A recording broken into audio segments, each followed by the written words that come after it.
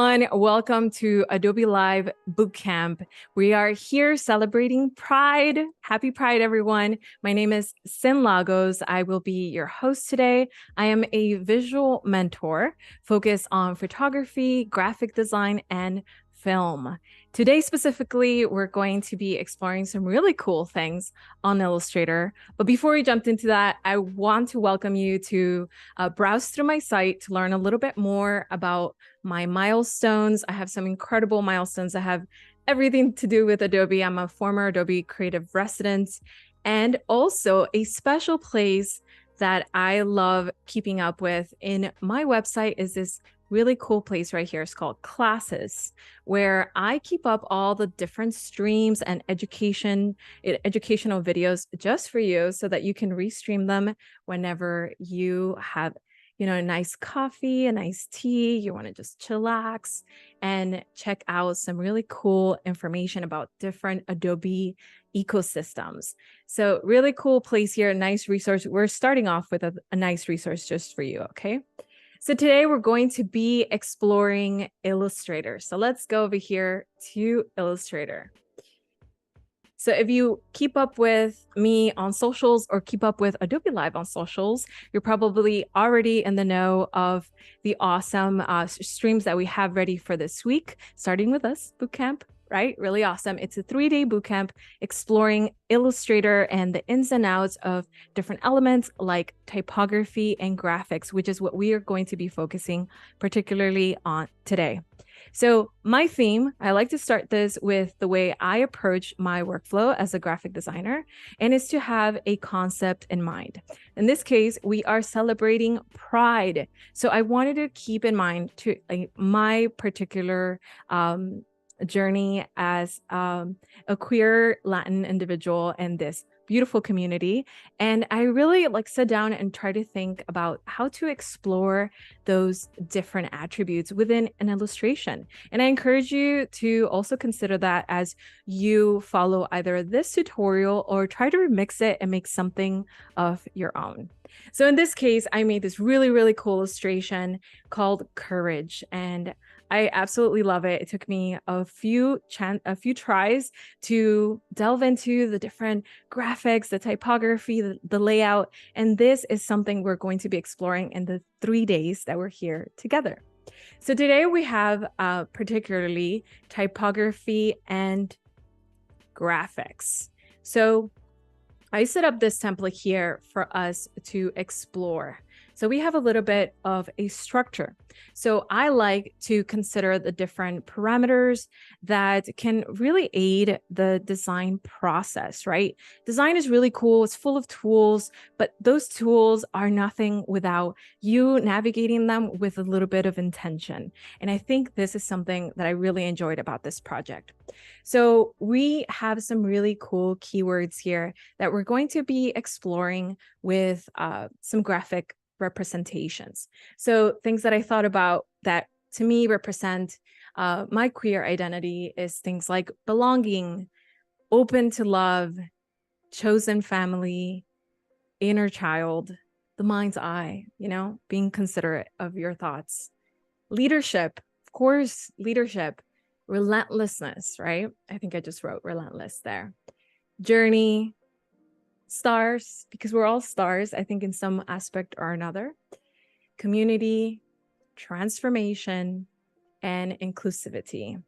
Really, really cool, right? I'm excited to get to explore these different concepts in a graphic representation. Before we start there, we're going to actually begin our journey in typography. So typography has so many different routes for us to explore. We're going to be focusing on a few today so that we can kind of start creating a nice arsenal of tools that we're familiar with in Illustrator. So let's start by typing out our word, courage. Okay, cool.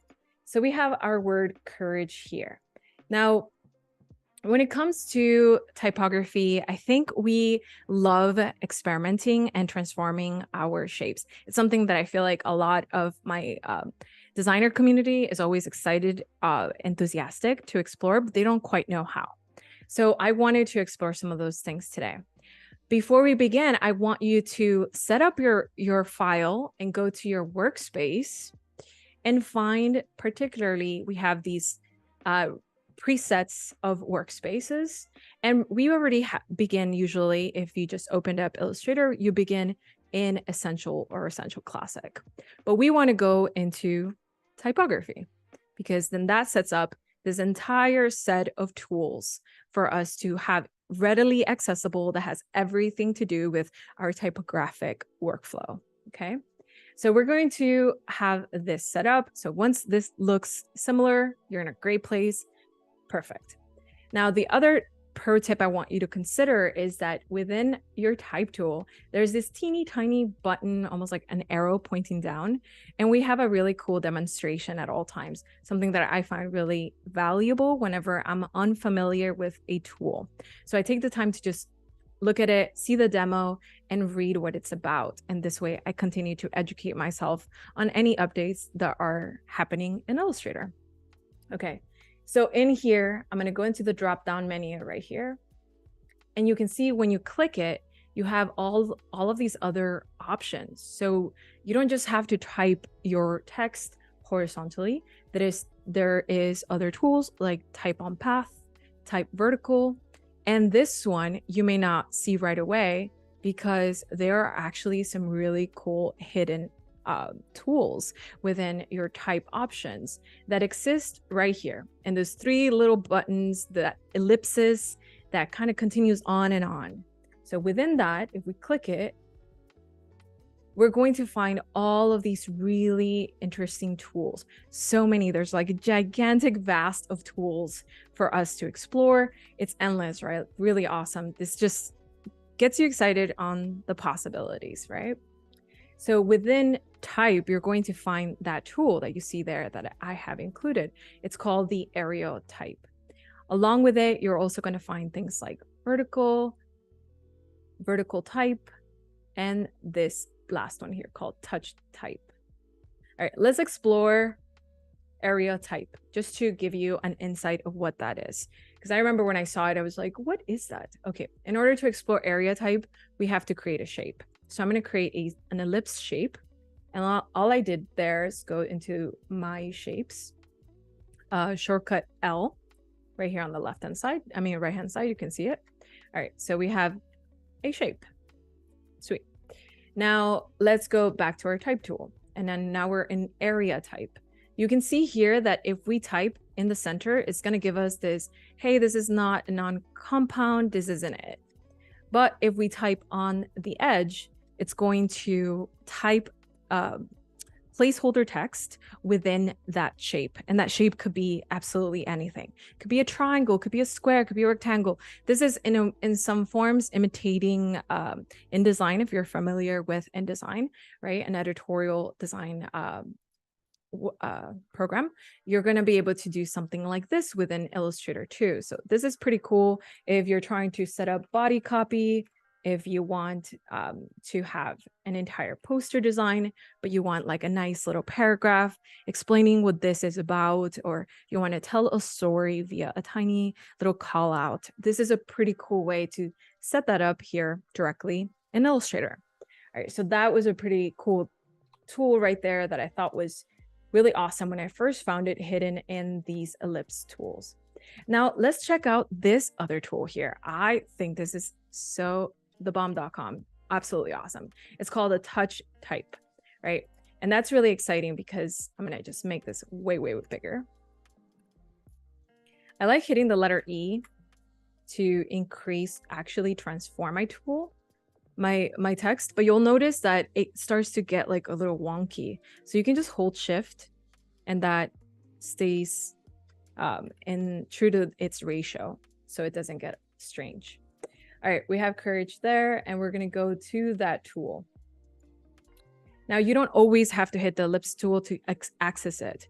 In fact, you can actually customize your workspace and drag that tool right there, drag it over to your toolbar, either at the top individually, or you can drag it within that containing tool section. And now you can easily access it directly from there. Now that we have it selected, you can begin touching some of these tools, and some of these characters, and actually start to move them around, which I think is so awesome. So if I wanted to do something really cool like this,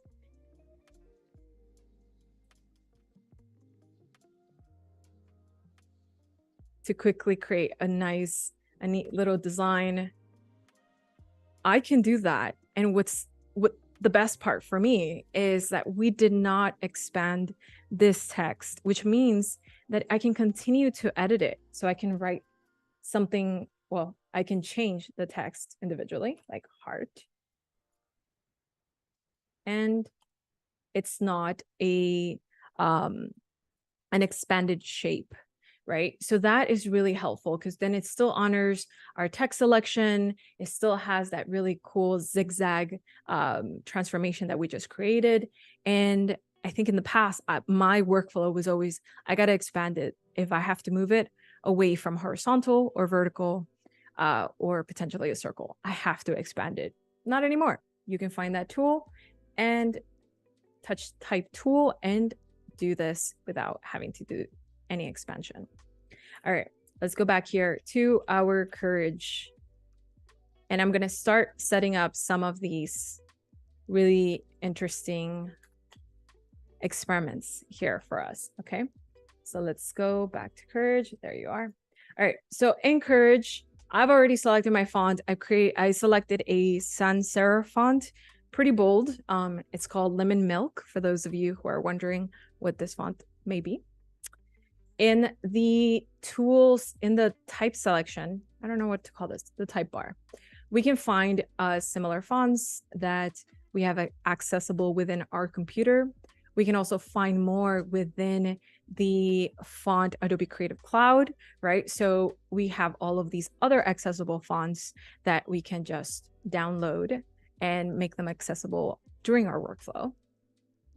And I love doing this thing right here, which is this really cool, I don't know, like an equal symbol with the squiggly lines. And you can select it, and it gives you similar sans serif fonts for you to select from.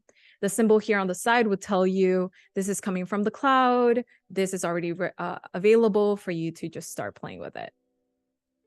So that's a pretty neat way I like to find fonts whenever I'm in that facet of trying to select the right font that fits my design. Great. Okay. So now we are back into Courage here, and we're going to be exploring with our Lemon Milk sans serif fonts some really cool transformational tools that will really make our font a little bit more fun and funky and groovy. And I feel like it's a good approach for our ultimate design today, because we're celebrating Pride and it's colorful and it's exciting. So if you keep those adjectives in mind, you can start applying those sort of representations or interpretations to your font, right? So it wouldn't make sense to leave our font just like this, okay? Though that's cute. It's cute nevertheless. All right, so we're gonna go into our first one, which is blend.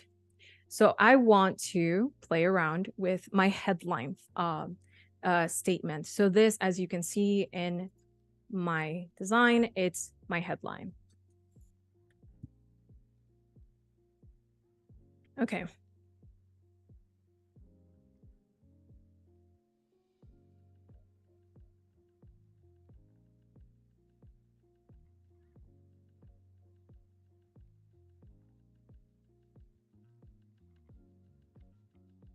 All right, there you go.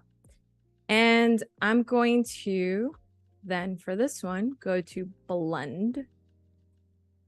So we're going to go to object, blend, and make, right? In order to make anything with this blending feature, you need to be able to have two objects or two types or two elements in order to blend two things together, essentially, right? So we're going to get experimental here and play with two different variations of this courage statement here. So I'm going to select a different color and a different size. So you notice there, I just picked the eyedropper tool, and it was able to not only select the color palette, but also the formatting, the size. It kind of actually moved it to the left-hand side also. So all of the formatting was picked up by the eyedropper tool. Very easy to just select fonts and select colors and all of the different attributes at once. Okay, I have this one, and I think this one, I want to change it to a different color. So I might want to do something like the next color might be yellow. Yeah, I think I like that. And we're going to go into Object, Blend, and Make. Okay. And that makes this really cool blending of the first font to the second font, which has a variation of sizes, of color, and it just makes up that in between essentially. Now yours may not look like this because you're seeing in my selection a pre-ordered setting, which happens to be right here. So if I go to also the blend tool, which is in fact its own independent tool on our toolbar, you will find a really cool demo, just like before, a nice description, and we can click it, double click it, and go into this setting preset, right? So we're going to select specified steps, and I selected 8. I can select 4 and refresh that preview button. Nice, right? And you can experiment this way. There's just so many possibilities. What if I did something like 100?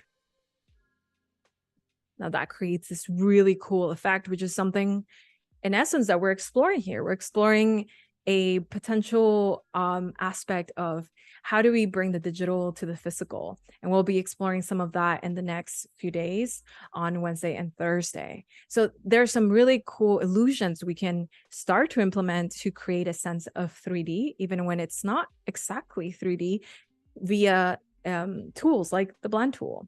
So I love using the blend tools, one of my favorite tools. Actually, all of these that I'm going to show you today are some of my go-to. So of course, this is an insider, so you're going to get to see all of that. I think I'm going to select 8 again. And we're going to keep that as our representation of the blend.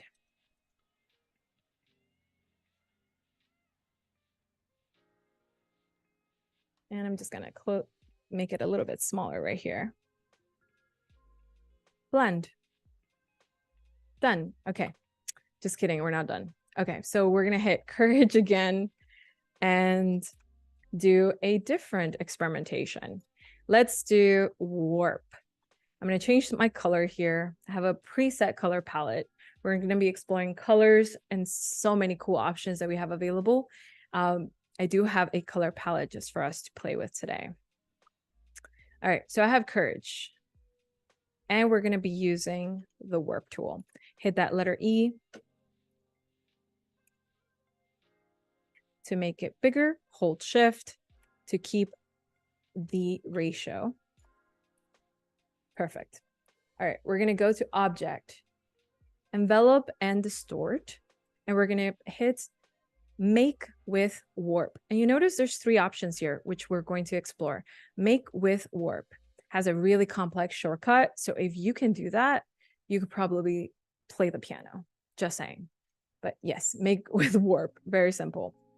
And we're going to go into one of these options just for you to see the really cool, easy ways that we can start to transform our text into something completely different from where we started. In my experience, I noticed that this works really well with sans serif fonts or humanistic fonts. Not so well with something really serif. It starts to look a little bit wonky. The thinner the shapes, the stranger it may look.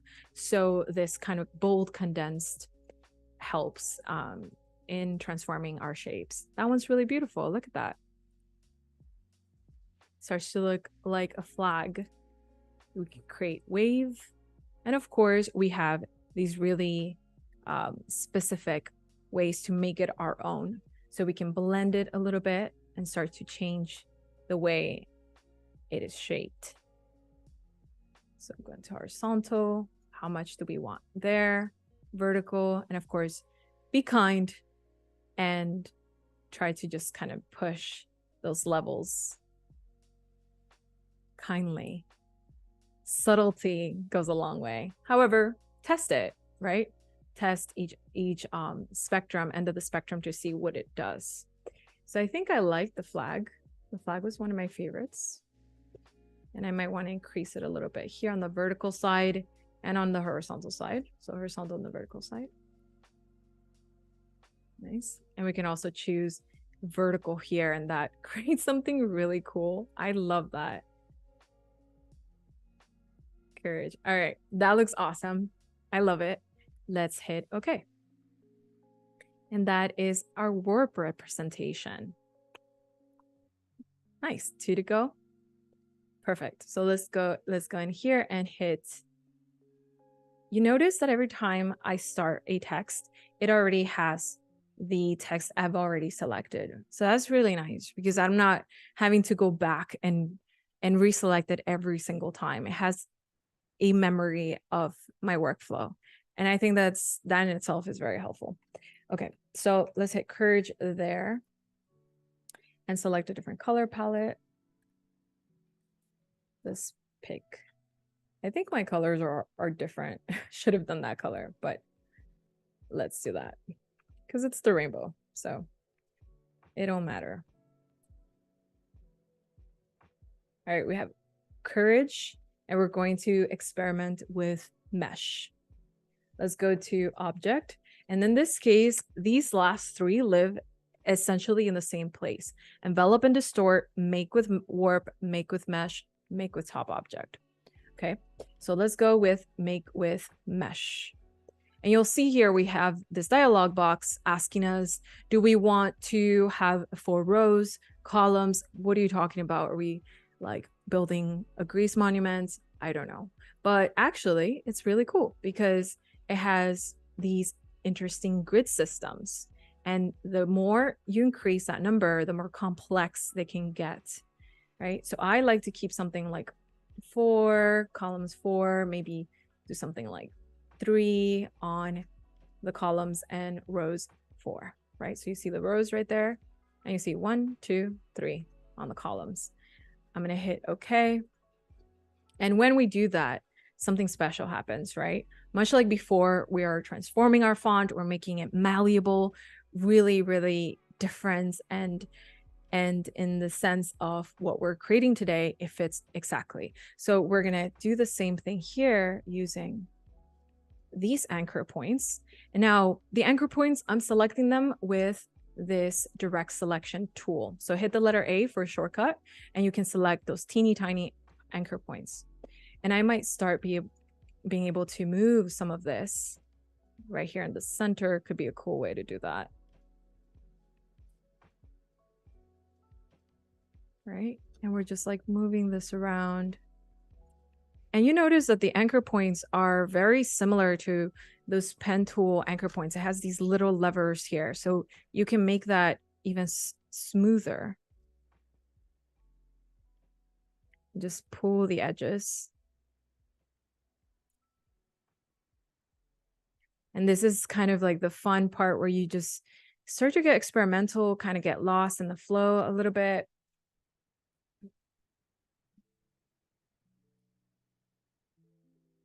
I find that doing all of them in the same direction is usually a better approach.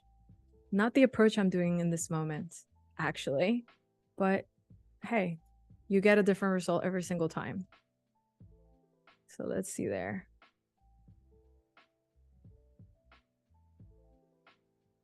And this is what I mean by usually having less rows and less columns is more helpful, in my opinion, because it feels less complex unless you're trying to do something rather complex.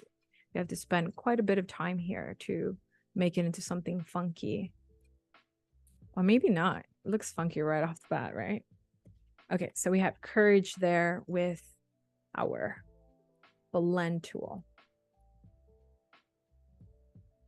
Now, the cool thing about this is just like before, we do not like working destructively because if we want to undo something, we want to be able to have the chance to do that.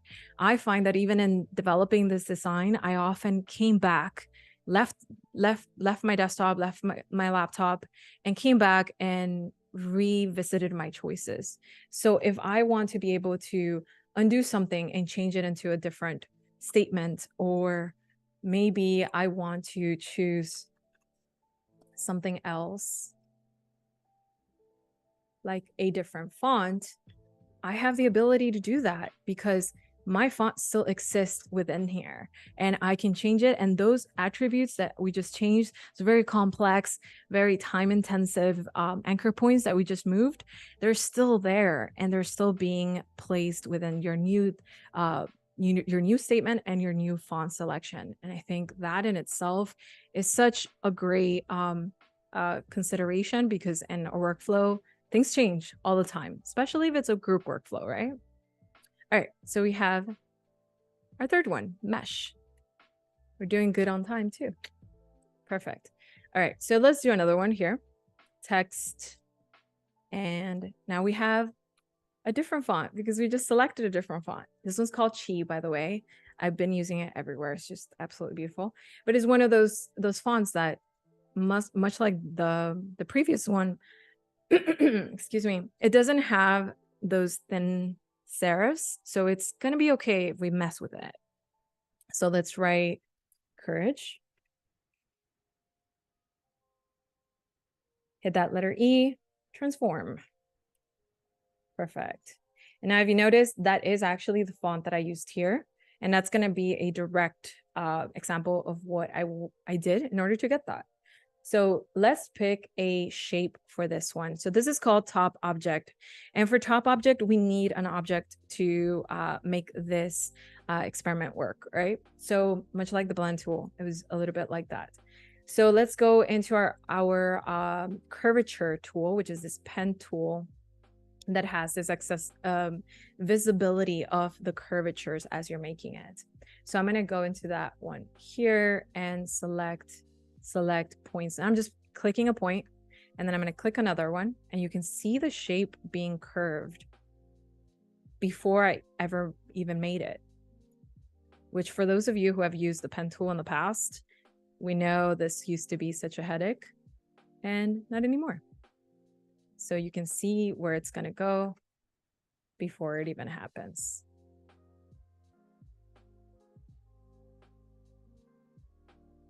It's like that.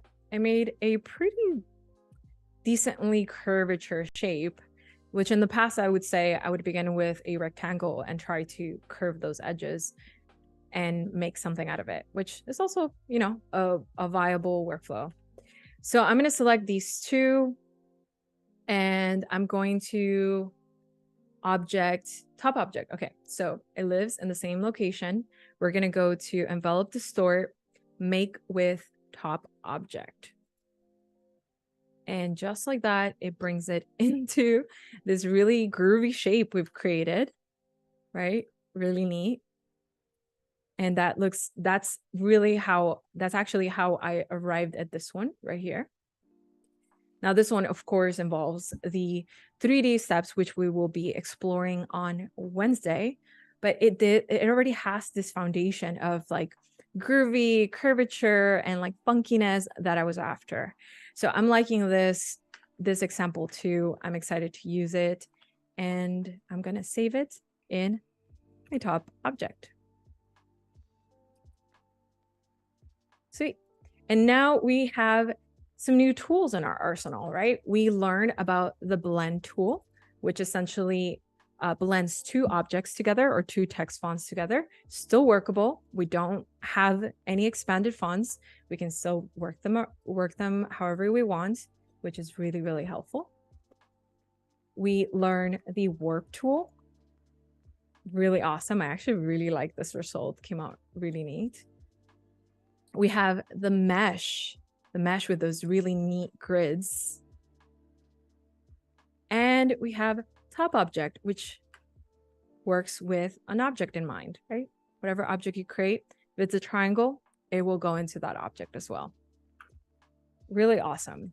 So these are my favorite 4 that I often use. I find myself using quite frequently in my workflow just to be able to experiment. I think it really fits a lot of my design style and the way that I like to express typography. So hopefully you have a chance there to experiment.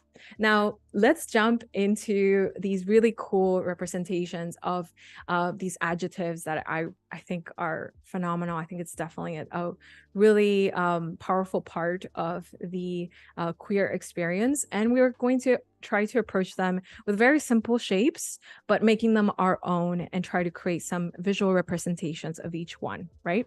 So let's give that a try and start with belonging. All right.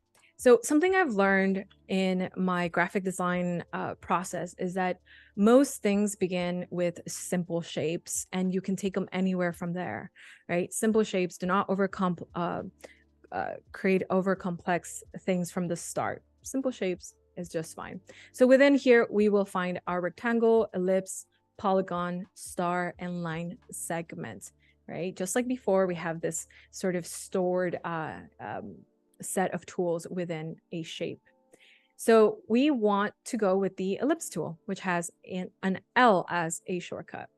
Now with the ellipse tool, you'll see here that it moves around just like our font was moving. So if you guessed it right, yes, we're going to hold shift in order for that to be flexible. I mean, not as flexible, and still being able to change that ratio, that size, and keep that circle exactly the way we want it, even width, even height. All right, so we have our circle. I think I'm going to paint it that color right there. Now I want to make another circle, so I'm going to hold the Alt or Option and drag it here and bring it down. And now you'll notice that I'm holding, it's making these really cool straight lines. That's because I'm holding the Shift button, which is essentially making it stay within the vertical horizontal axis. And that is a great way to just keep things very nice and organized during your workflow. Now I'm going to go into this section, which I'm going to be using quite frequently. So this might be helpful for you. We're going to go into transform and we're going to go into scale directly from the menu. So we're going to go into scale and it's going to say uniform. I'm going to do something like 80%.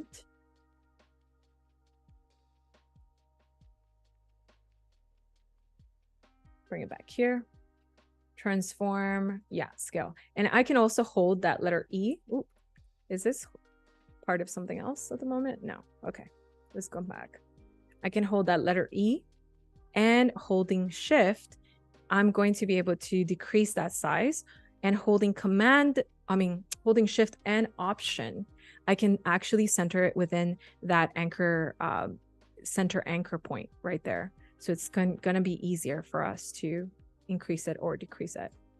So I thought this was a easy representation of belonging, having two similar shapes that are hanging out together. And we're going to make these into 3D later in the week. I love being able to see circles represented in 3D because they turn into these beautiful spheres, which we can later animate. And I'm already excited about that part. It's going to be fun. All right, so voila, we finished belonging just like that. Simple shapes and a bit of metaphor. All right, open to love. Open to love is going to be a cool one. We're going to actually use a rectangle tool and we're going to create a vertical rectangle. All right, now that we made a vertical rectangle, I'm going to change that color to red right here. Now, I've struggled with this in the past where I was like, okay, a heart should be simple enough to make. Everything starts with simple shapes. If you can walk away with anything here, is everything starts with simple shapes. You look at the world around you, even the way most of our tools, phones, everything is a simple shape, essentially. So I'm going to create a heart from a rectangle. Strange, but it's going to happen. So I'm going to actually select the individual anchor points here at the top with the direct selection tool, letter A. And I'm going to hold on that anchor point and this anchor point by holding shift. And now we get these little target these little dots right here. And at the same time, you can see that there's a bit of a curvature there, giving you a sign of what it does. So we're gonna pull on that, and you notice the bottom ones are not changing because we did not select them. We're gonna pull on them and make it kind of like a round edge. Okay, so now that we've done that, let's double click this. And we're gonna do, actually, let's not do that yet. We're gonna right click, go to that familiar transform section, and we're going to, instead of scale, we're going to rotate. And we're gonna hit rotate to about 40 or 35, depending on how you want your heart to look. So I like 45, I like 40. 45 is cool too. So I like 40. We can see that preview. Perfect. And we're going to hold Option or Alt and drag it over. Now we have two shapes facing in the same exact direction. So we're going to go into transform. So many cool things live within this transform section, which is why I wanted you to see it directly from the right click menu. So we're going to go into transform, and we're going to go into reflect. So reflect like a mirror, we're going to reflect it. And now it tells us, do you want horizontal reflection or vertical reflection? I want vertical reflection. So now that we've done that, we can bring these two together, select them both, and go to our right-hand side panel under properties and select this align tool. The align tools are the best. They just make everything so easy. And that makes it, you can start to see the heart already, right? Do you see it there? I'm hitting Command Y, by the way, to just see the skeletal version there. And now that I've done that, I can go into this Pathfinder section here. This is why I like changing my workspace, because it does know that this is likely what I'm going to be using. And I'm going to go to that ellipse tool and hit divide. Now that I hit divide, it seems like maybe I didn't do anything, but actually now the shapes are separated. So I can choose to remove the ones that I no longer need. And we've created our heart, right? Now this still has these independent shapes. So I want to use the shape builder tool right there, which essentially puts two shapes together, or several shapes together, in fact. So Shift M for that. And I'm just going to select it, go to Shift M. Okay, and you can start to see there, I'm just clicking and dragging to the section that I want it to blend. So we have our heart. Super cool.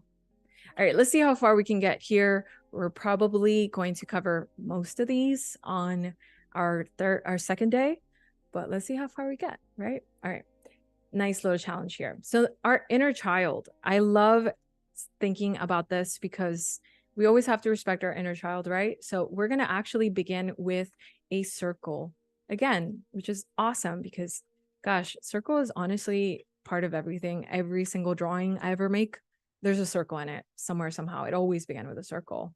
So I'm going to go, in this case, to this section called Effect, and I'm going to go into Distort and Transform. Pucker and Bloat. I love that. I love that name. And when we go into Pucker and Bloat, nothing happens. We have it as 0%. But if we increase that number, we start to see a really cool shape. If we decrease it, we see something else.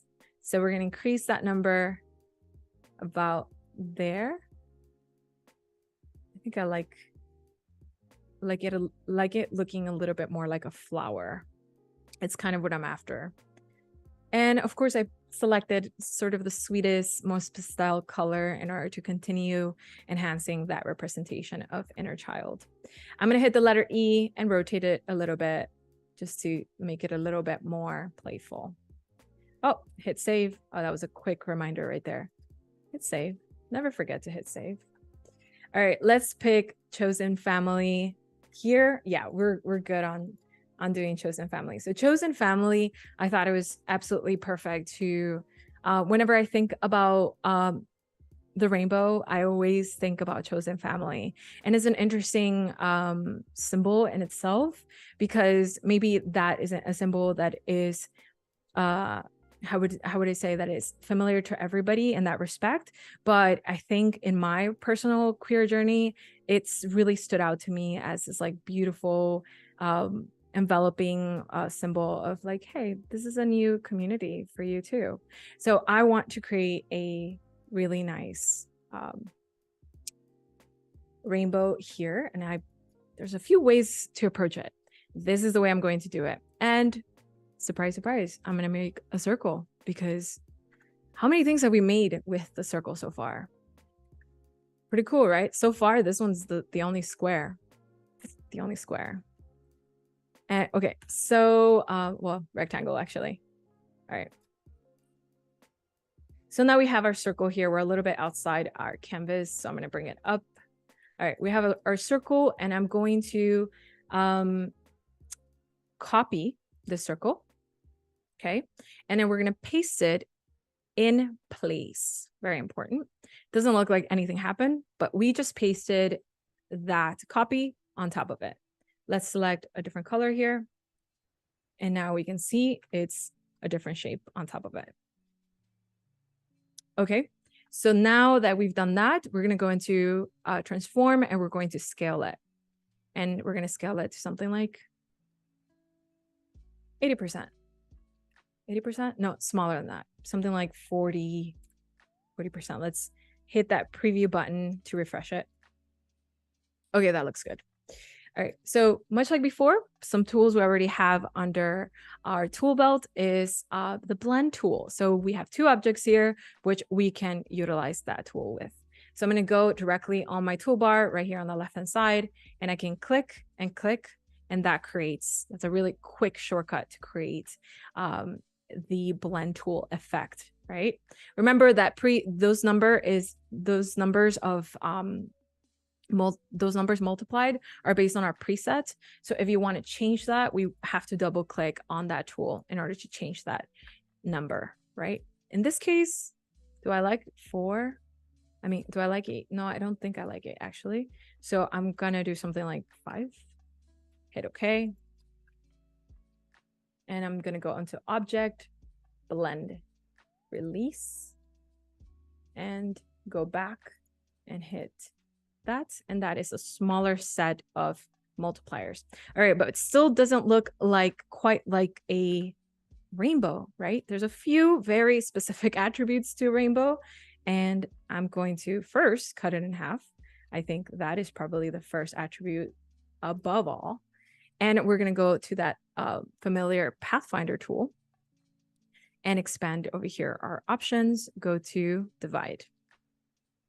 Okay, hit Command Y to just see what we did there. And we're going to ungroup it because it immediately groups it. So did I do it there? I don't think I did it yet. Okay, let's click that button again. Oh, first step. See, Illustrator's reminding me you're missing a step. So we're going to want to expand the appearance of that rainbow because we have this blend effect, but it's not individual shapes. So we're going to expand that appearance. We can do it a couple of times in case it doesn't happen. It says, until we get this dialog box, it's a sure thing. Object fill, we're going to hit OK. So now these are all independent, and they're independent colors too, right? Okay. So now we can actually divide it.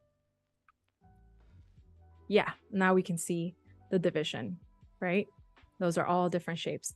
I'm going to right click, ungroup. Whoops, gotta get out of there. Okay, and I can select all of those bottom shapes and remove.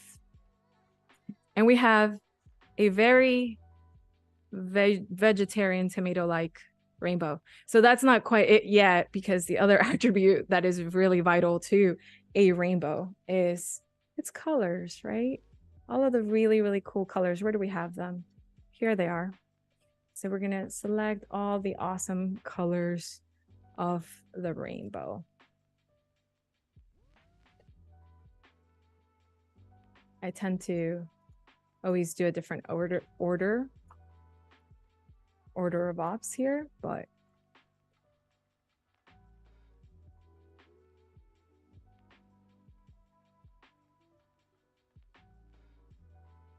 I also created kind of my variation of a rainbow, to be honest, because I love creating a different expression of colors. Hues are very common, and try to consider a hue or a pastel color, a tint or tone that can actually make that feel a little bit different, like familiar but different, right?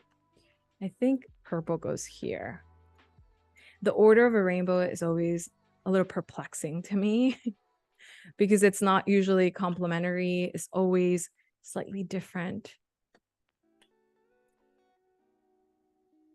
All right, I'm being a little bit specific there, but we can start to see we have ourselves a rainbow. Right, nice, awesome. So I think I'm going to do mind's eye next because I love this variation of shapes being built into a graphic. Always start with basic shapes and finding different ways to manipulate them into something completely transformed. This is a great representation of that. All right, let's go into mind's eye, right? So we're going to go into that ellipse tool, but this time we're going to kind of make it like an oval, something like this. So in my experience, eyes tend to look really cool when they're like a little bit cartoonish and slightly big. So we're going to go into this direct selection tool, letter A, and double click. Oh, actually, no, this is a new tool. So we're going to go into this section, the fourth, and the third, and find ourselves the anchor point tool, Shift C. Okay, the anchor point tool is slightly different because when I double click an anchor, it does this cool effect. And that's already looking like an eye. Let's make it nice pink. And we're going to bring now the iris in here, an eyeball in the iris. Nice. And just like before, we're going to copy and we're going to paste in place. And we're going to scale. Let's make that black. Before we scale it, transform, scale. Cool. Now, different variations of an eye. If the pupil's really tiny, it's probably like, like just deer in a headlights situation. So we might want to make that slightly bigger. So we might want to do something like this. Still too big. That looks cool. All right, copy, paste, and this time it doesn't matter where it lands. And we're gonna select that white. And we're gonna create a bit of a glare, like a light glare, which I think gives it a bit more of that effect of like, this is an eye. This is a happy eye.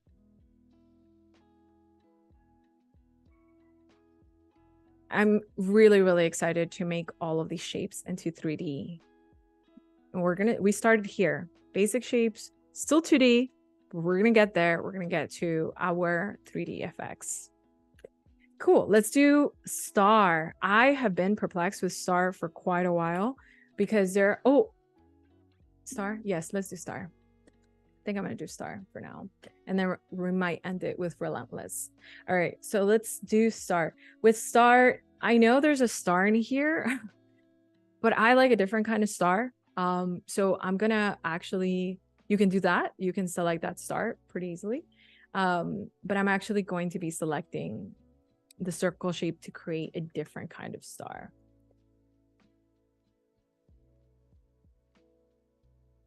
Oh.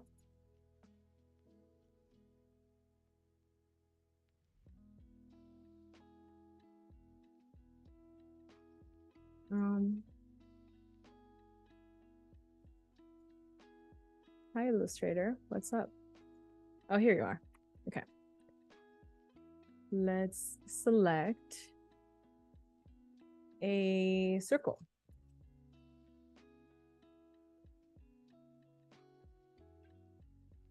I don't know. I can't select the circle at the moment, but we will troubleshoot.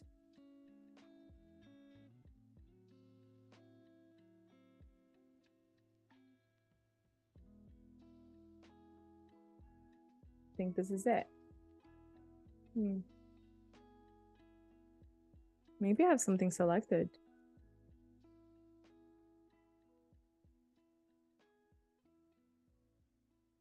All right.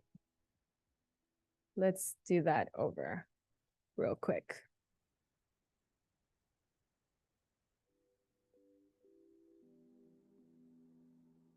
I love this illustration right here. We're going to be able to create things like that. So get ready for that. All right. I don't know what happened here. I think that was my tool. That is strange.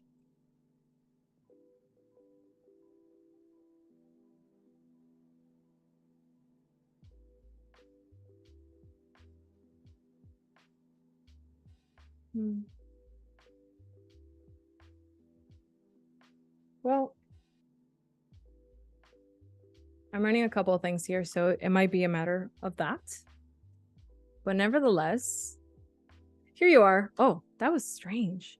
Okay, so let's see if we can beat the clock and try to do a really quick shape here. So I'm going to actually create this shape, the Relentless shape, which I find it to be a really, really cool shape. I'm going to click on the polygon, but actually reduce this to 3 points because that is actually that's actually a triangle. So really interesting because I used to make it out of a square and it didn't quite look nice. But just like that, we're able to make ourselves a triangle. Now, this triangle is rather special because the moment you flip it upside down, it actually has a very strong historical representation of queer liberation. And I find that to be very special. So I wanted to include a upside down pink triangle into my illustration. And you can see here, I'm also able to curve those edges the way I have before, which looks really a little bit more finished in my opinion. And also because everything that I have going on in my design is very curvy. So you kind of want to continue to honor that. So that is, I think, the shape I'm going to finish with today. We're going to continue this on Wednesday. And already I feel like we got a lot of tools throughout this entire hour. And I'm really enthusiastic about how you're going to create these variations in your own expression. We've learned a lot about typography. We learned a lot about creating metaphors with shapes, and we're going to learn a whole lot more during our bootcamp on Wednesday and Thursday. So I'm excited to see you there, folks.